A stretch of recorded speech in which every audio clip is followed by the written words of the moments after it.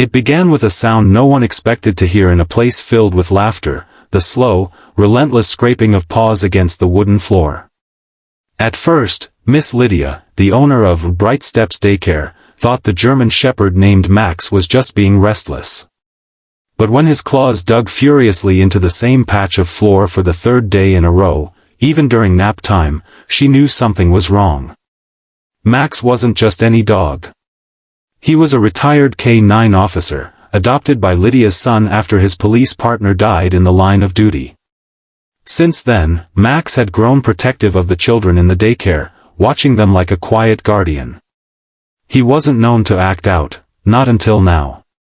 Lydia knelt beside Max as he whined, his eyes locked on a specific corner near the reading rug. She tapped the floor and felt it, hollow. With a borrowed crowbar and trembling hands, Lydia pried up the planks.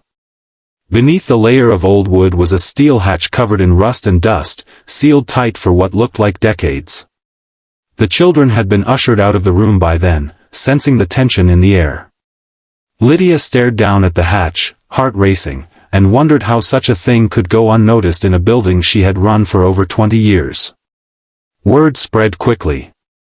Police arrived. So did a few neighbors. But no one could explain the existence of the hatch. When they finally cracked it open, a gust of cold air rose from the darkness below.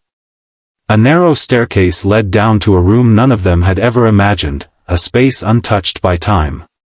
On the walls were faded newspaper clippings, dusty filing cabinets, and a single table in the center of the room, still holding what looked like an old photograph and a journal wrapped in leather. What they uncovered was more than an old storage space, it was a sealed secret from decades ago, tied to the town's darkest chapter. The journal belonged to a woman named Eleanor Gray, a teacher from the 1950s who had worked in the very building before it became a daycare. The entries told the story of how she discovered a child trafficking ring being run through the orphanage that once stood on that land. Eleanor had tried to stop it, documenting everything, but she vanished in 1958, her disappearance unsolved, her voice silenced. Until now.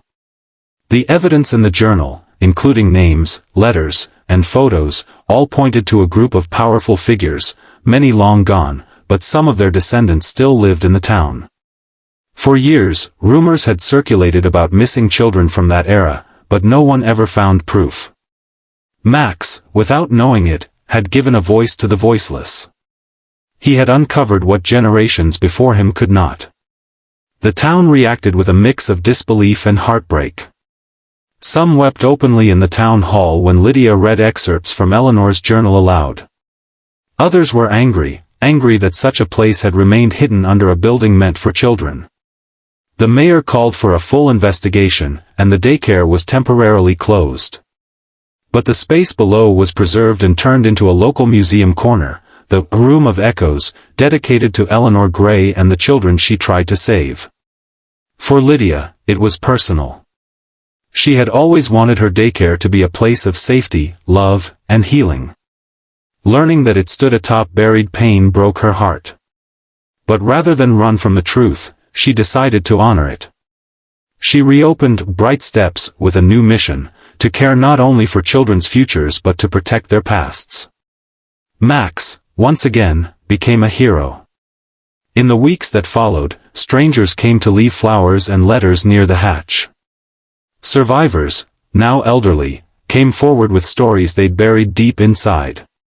One woman held the same photograph found in the room, proving that Eleanor had indeed tried to save her. The story made national headlines. But for the people of the town, it wasn't about fame. It was about closure. About finally giving voice to the forgotten. Lydia would often stand near the patch of new flooring, now marked with a brass plaque, and look at Max, who had returned to his calm, silent self. "You knew," she'd whisper to him, stroking his head gently. "You were trying to tell us all along." And so, what began as the restless scratching of a retired dog became a legacy. A reminder that sometimes, truth doesn't die. It just waits, hidden beneath our feet, until someone brave enough, or loyal enough, digs deep enough to find it. The story ended not with sorrow, but with light. Because even in silence, the truth finds a way. And sometimes, it finds it through the paws of a dog who still believes in justice.